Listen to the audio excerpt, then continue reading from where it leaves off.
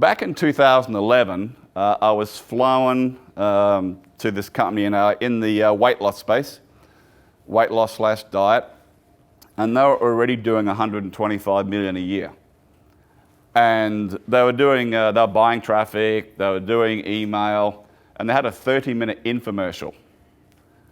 They flew me in and said, "We want to hire you to beat our control."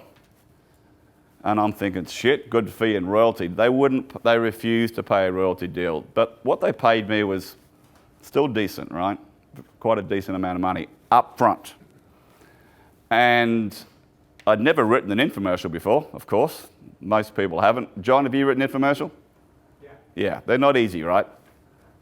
And so this is like, yeah, I'll give that one a crack. But I obviously did my research. The Bond spoke heavily about research.